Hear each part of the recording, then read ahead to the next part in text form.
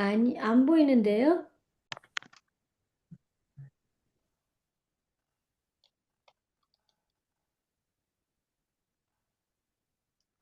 이곤 교환의 세계 소론. 이곤은 일본의 물질 문명에서 한층 위로 올라가 경제 생활, 그리고 그보다 더 위층인 자본주의 활동을 탐구한다. 브로델은 물질 문명과 물질 생활과 교환, 화폐, 전기시, 교환서 등이 작동하는 경제 생활 사이에는 연속성이 아니라 수많은 접점, 시장, 상점, 가게로 이루어진 단절이 존재한다고 설명한다. 경제는 교환 가치의 영역에 들어서면서 시작된다. 브로델은 초보적 물물 교환에서 고도화된 자본주의까지 교환 체계의 전체 구조를 관찰 비교하여 하나의 일반 경제사이자 문법에 가까운 틀을 구축하려 한다. 특히 두 층위를 구분한다. 하나는 일상적, 자연적 시장 경제이고 다른 하나는 계산, 투기, 권력, 축적이 지배하는 상층의 자본주의다. 이 상층은 경제 규칙이 제대로 작동하지 않은 그림자 영역이며 시장 경제와는 성격이 다르다고 본다. 브로델은 자본주의라는 말을 1400년부터 1800년에 적용하는 것이 시대착오라는 비판을 인정하면서도 상층의 독특한 현상을 지칭하는 데 가장 적합한 용어라고 주장한다. 재화의 유통, 시장 상인 교환소에서 출발해 생산과 자본의 구조를 분석한 뒤 마지막으로 경제와 자본주의를 일반적인 사회 현실의 틀 속에서 다시 자리 잡아보려고 했다. 제1장 교환의 도구. 경제는 생산과 소비라는 두 거대한 영역으로 보이지만 그 사이에는 교환, 거래, 시장으로 이루어진 유통 영역이 존재한다. 브로델은 이 시장 경제가 전통적 균형 구조 속에서 변화와 혁신의 핵심 동력이라고 본다. 유통은 관찰하기 쉬워 역사 연구의 출발점이 되며 자본주의 기원도 교환에서 비롯된다. 시장은 자급적 삶에서 벗어나 타인과 연결되는 해방의 공간이며 시간이 흐르며 사회는 점차 일반화된 시장사회로 이동한다. 그러나 지역과 시대마다 발전 속도가 달라 단선적 역사로 설명되기 어렵다. 따라서 브로델은 유럽을 먼저 살피고 이후 세계 전체의 시장을 비교하는 방식으로 접근한다. 유럽 최저 수준에서의 교환 기구. 15세기 유럽에서는 구식 형태의 교환이 이미 사라졌고 가격 변동이 확인되는 근대적 시장이 존재했다. 시장은 도시 중심으로 발달하며 도시 간 연결망도 형성되기 시작했다. 시골 마을의 시장은 거의 없었고 시장은 도시가 가진 기구가 되었다.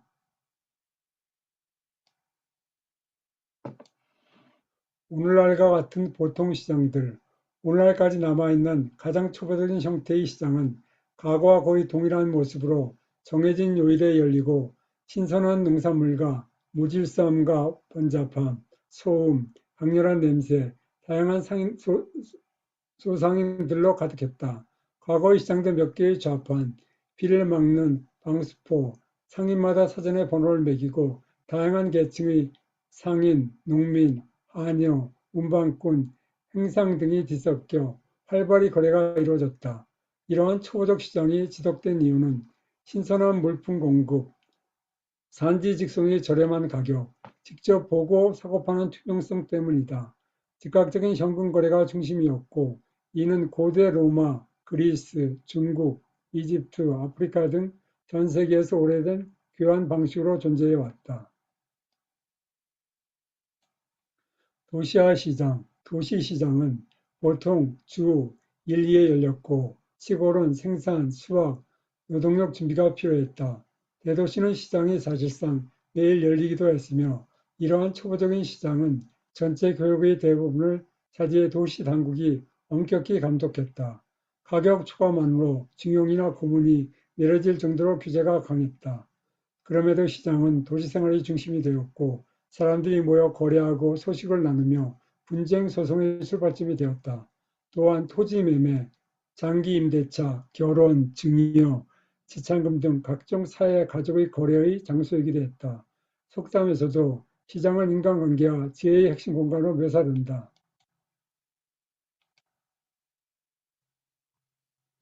시장의 수가 늘어나고 전문화하다. 도시의 성장은 시장의 팽창을 동반했고 시장은 점차 기존의 작은 광장을 넘쳐 흘러 주변 공간까지 점령했다. 시장은 혼잡함, 소음, 쓰레기, 악취를 동반했지만 근대적 상업의 상징으로 여겨졌기에 성장세를 멈출 수 없었다.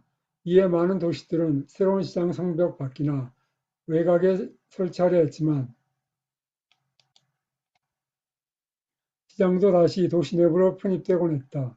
파리의 경우 파리 의회와 시당국이 시장의 확산과 무질서를 제한하려 했으나 실패했다. 상인들은 주요 도로까지 점령해 통행을 방해했고 노트르담 성당 앞마당에서는 성 주간에 베이컨 시장이 열려 극심한 혼잡과 소란이 발생했다. 그럼에도 새 시장 개설은 계속되었고 교통 정체와 종교 행사 방해 같은 문제가 반복되었다. 기후가 혹독한 지역에서는 겨울철 강이나 강변이 얼면 즉석 시장이 형성되었다.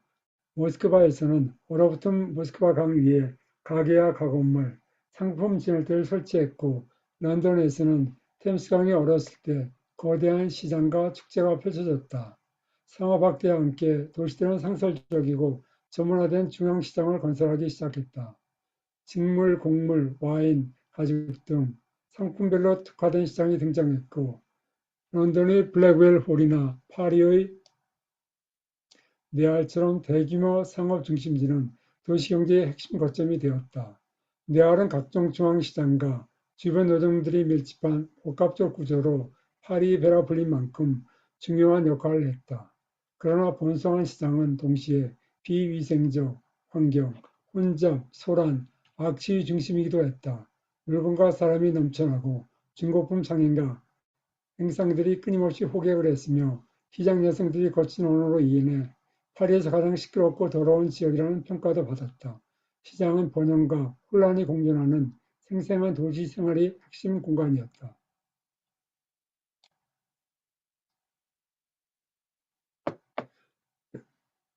도시의 개입. 파리 중심 시장은 도시의 거대와 복잡성의 결과였으며 런던 역시 급속한 성장 속에서 통제되지 않은 시장들이 거리로 넘쳐났다.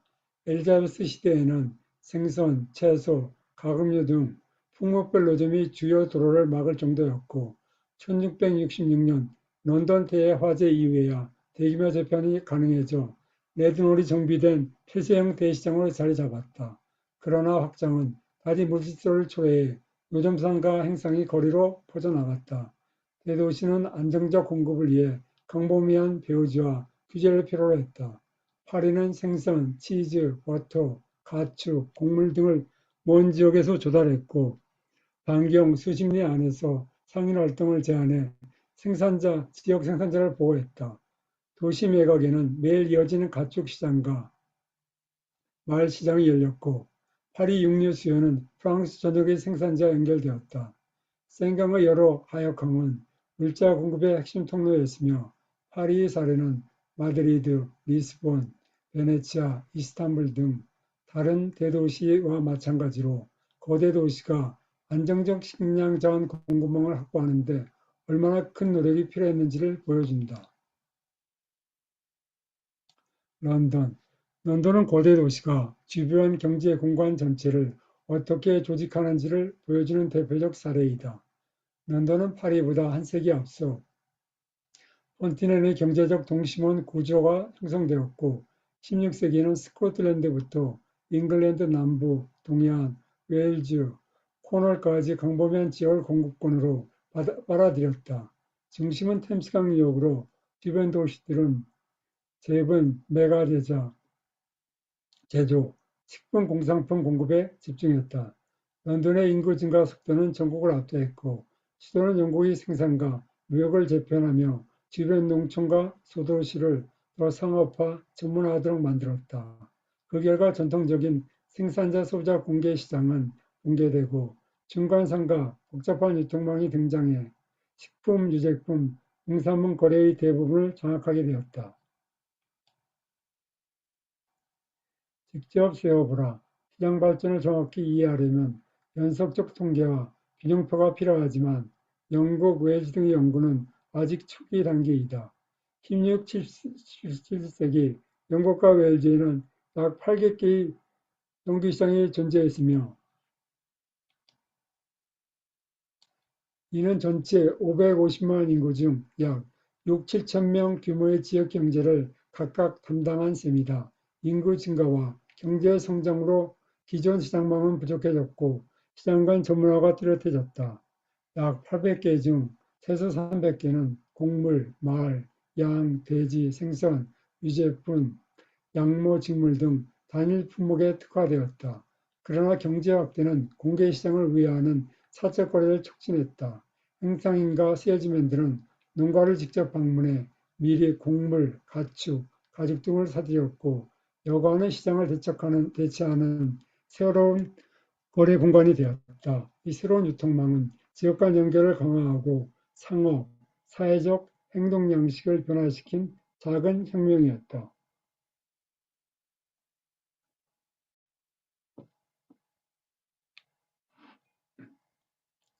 영국의 진리는 곧 유럽의 진리. 사적 거래는 영국뿐 아니라 유럽 전역에서 확대되었다. 상인들은 공공시장이 부족하고 규제가 강해지자 생산지로 직접 이동해 물품을 확보했고 여관, 도로 등 시장 외부에서 비공식 거래가 활발해졌다. 파리, 노르망디, 카르팡트라 등 여러 지역에서 상인과 소매업자들은 시장 도착 전에 농민에게서 물건을 빼앗듯 선매하거나 단합해 가격을 왜곡했다. 이러한 행위는 반복적으로 금지되었지만 효과가 없었다. 더불어 밀수도 인도산 직물, 소금, 담배, 와인 등에서 만연했으며 국가가 강력한 조치를 취해도 막을 수 없을 만큼 널리 퍼져 있었다.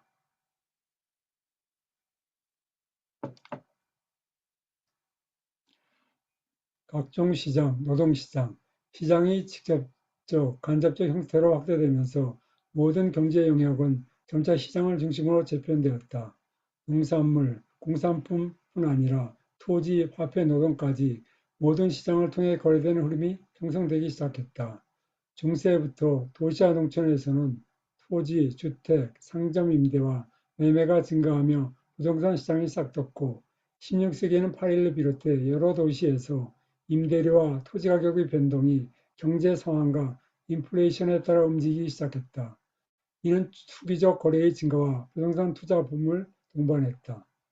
토지 시장 역시 활발해져 전통적 지주층이 몰락하고 도시 상인, 부유층이 토지를 매입하면서 사회 구조가 변동했다. 이 과정은 유럽 전역에서 관찰되며 스페인, 프랑스, 이탈리아 등에서 토지 가격이 급등했다. 광고를 통한 매매도 늘어나 토지와 건물은 주인이 끊임없이 바뀌었다.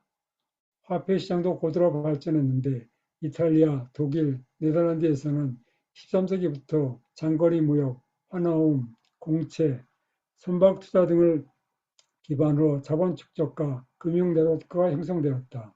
이후 금융 중심은 네덜란드 그리고 런던으로 이동했다.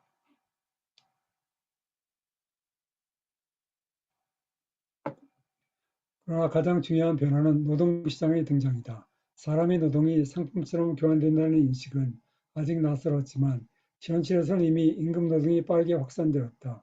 광부, 농업노동자, 도시 하층 노동자 등은 전통적 생산수단 없이 자신의 노동력만을 시장에 내놓았고 유럽 곳곳의 광장, 다리 시장터는 노동자 고용 장소로 기능했다.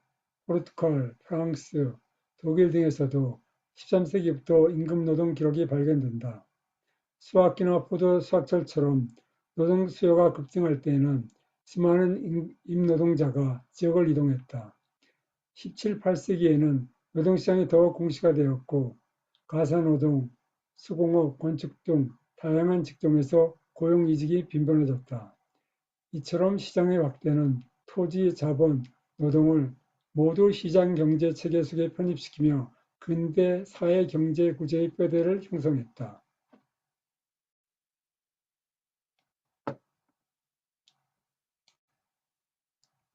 시장은 하나의 경계이며 그 경계 자체가 움직인다.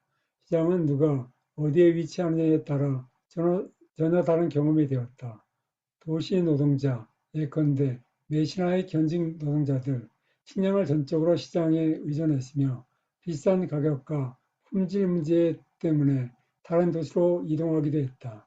반면 시장에서 멀리 떨어진 농민에게 시장은 드문 외출이자 구경거리였고 대부분은 극히 제한된 거래만 참여했다.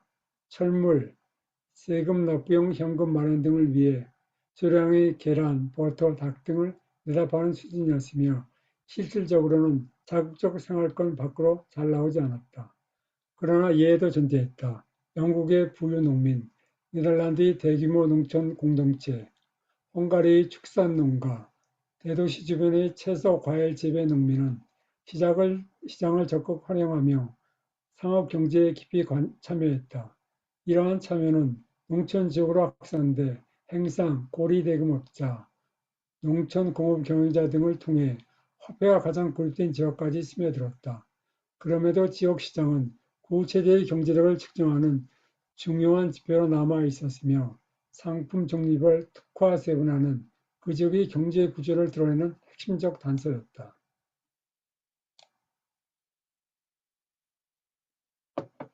시장보다 아래의 수준, 상업 경제가 확장되면서 시장은 주변의 더 단순한 경제활동을 밀어내고 재편했으며 농촌에서도 돈의 사용이 점차 일상화되었다.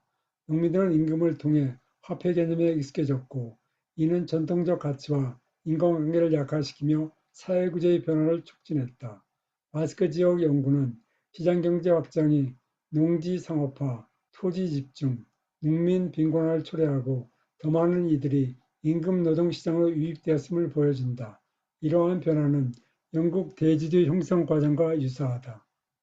그러나 시장의 확장은 동시에 시장밖 세계, 자급적, 반고립적 농촌 사회를 선명히 대비시켰다. 시장이 미약한 지역에서는 극도로 낮은 화폐 유통과 자급 생활이 지배적이며 여행자는 소액으로도 많은 재화를 살 수 있었다. 학자들은 곡물 수급, 생산 가격을 분석하여 시장 아래 존재하는 보이지 않는 농촌 경제를 재구성하려 했고 이는 완전한 농촌 상구를 위해 필수적임을 보여준다.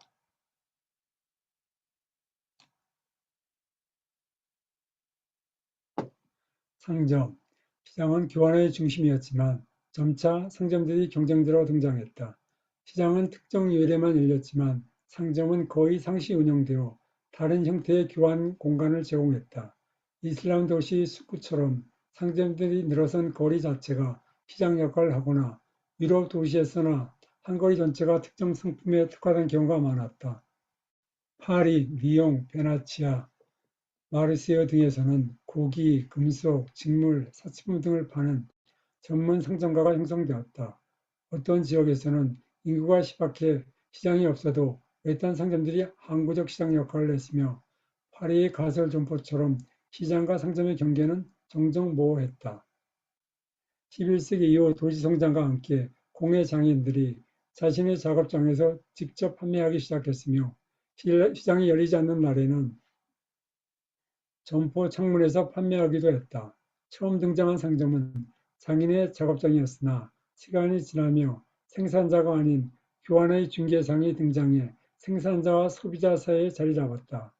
이들은 직접 만든 물건이 아니라 여러 경로에서 조달한 상품을 판매하며 점차 독립된 경제 주체가 되었다. 17, 18세기에는 상점 구조가 더욱 발달해 다양한 상품을 지급하는 잡화점이 등장했다. 영국 웨스트몰랜드의 에이브러햄 덴트의 상점처럼 차, 설탕, 술, 직물, 양념, 몽골 등 거의 모든 생산재를 판매하고 신용거래와 어음 결제까지 수행하는 상점도 나타났다.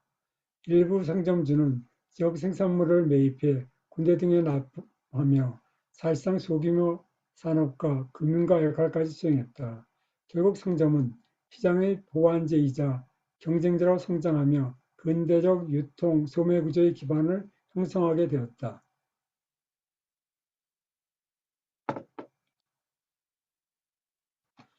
전문화와 개소화, 경제가 발전하면서 상품은 점차 전문화되었다. 무게로 파는 식료품상, 길이로 파는 품목상, 철물점, 중고 물품 상점 등이 구분되었고, 특히 중고점은 1716년 닐에서만 1000군데 이상이었다. 서비스 확대로 약국, 전당포, 환전상, 여관, 은행, 카바레 등 다양한 형태의 상점이 생겼다. 일부는 범죄자 수골처럼 악명 높았지만 소기들은 그를 깨치지 못한 수많은 서민을 상대로 생계를 유지하는 경우도 있었다. 상점 간에는 계층이 형성되어 장거리묘 상인처럼 부유한 상인층이 상위에 바늘, 천, 조각을 파는 가난한 상인은 최하층에 놓였다. 도시마다 이런 서열은 달랐으며 피렌체의 대소 길드, 파리 6대 길드, 마드리드의 5대 길드, 런던의 12개의 주요 상업 회사들이 있었고 도시 귀족층을 이루는 이들은 상업도시 희정부를 장악하고 있었다.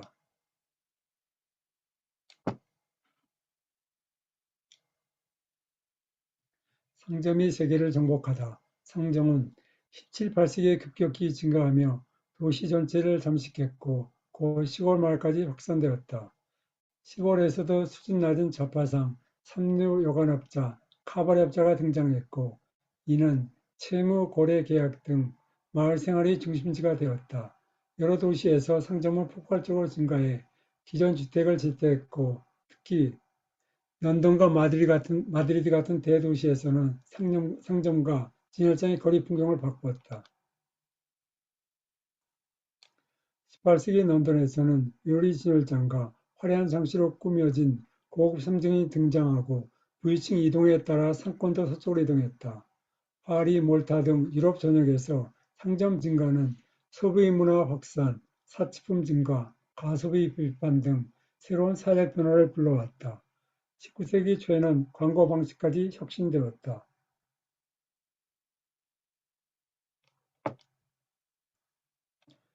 약진의 원인 18세기 유럽에서는 상점 수가 크게 늘고 교환 속도가 빨라지며 오늘날 말하는 3차 산업의 형태가 확고해졌다.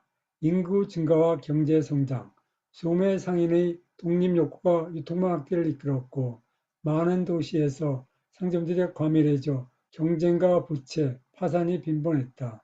독일, 스페인, 이탈리아 등지의 자료는 상점 다수가 영세하고 취약했음을 보여준다. 런던에서는 1788년 소매상인 과세 시도에 대중 반발이 커 정부가 철회해야 했고 파리 혁명기에는 상킬로트 계층은 상당수가 소상인이었다는 기록도 있다.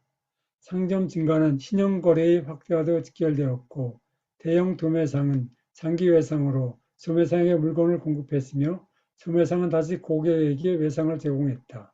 이러한 신용사슬은 상업 활성의 기반이 되었지만 동시에 상인들을 만성적 위험과 불안정에 노출시켰다.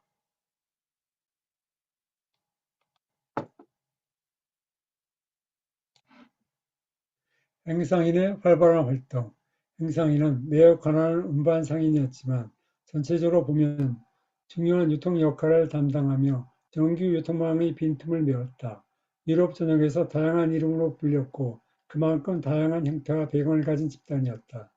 일부는 칼갈이나 굴뚝 청소처럼 떠돌아다녔고 일부는 마차를 가진 비교적 부유한 행상인이었으며 또 어떤 이들은 먼 도시, 루블린, 드브너, 이스탄불, 마르시아 등을 오가며 생산품을 판매했다.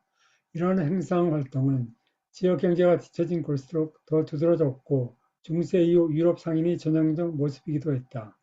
행상인은 종종 마을에서 소규모 상점을 창업하는 출발점이 되었고 운이 좋으면 도시 상인층으로 상승하기도 했다. 보헤미아의 유리, 스웨덴, 러시아, 오스만 제국까지 확대된 공예품, 대중잡지, 영감 등은 대부분 행상인을 통해 농촌에 전파되었다. 폴란드에서는 유대인 행상인들이 전체 유통의 40에서 50% 가까이를 담당할 정도로 중요했다.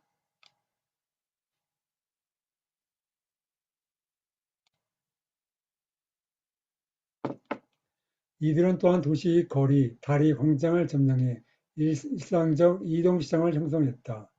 파리, 리옹, 베네치아, 핀란드, 볼로냐 등 어디서나 이들을 통제하기 어려웠으며 여러 도시에서 규제가 시도되었지만 효과가 없었다. 계절별 이동과 국제 이동 등을 했으며 사보아인, 도피네닌, 오베누뉴 출신은 프랑스, 독일, 스페인 등지로 계절 장사를 떠났다. 한편 일부 행상인은 일시꾼과 가난한 불황자가 뒤섞이기도 했고 경제 위기 시에는 대규모 이동과 범죄 증가가 발생해 정부의 탄압 대상이 되기도 했다. 그럼에도 행상인은 유럽 초기 상업 경제의 확산과 농촌 도시 연결에 핵심적인 촉매 역할을 했다.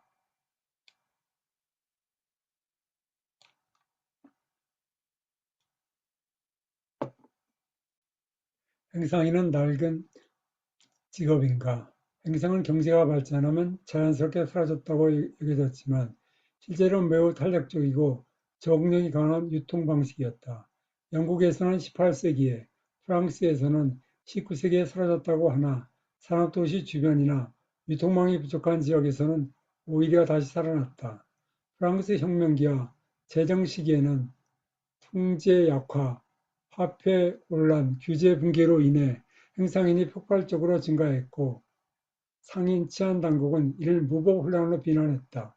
그러나 많은 행상인은 정기 상인들이 재고를 넘겨받아 판매하는 사실상의 대리인이었으며 경찰도 이들을 완전히 통제할 수 없었다. 20세기 프랑스의 기근기, 러시아의 혁명기에도 이들은 다시 등장했다.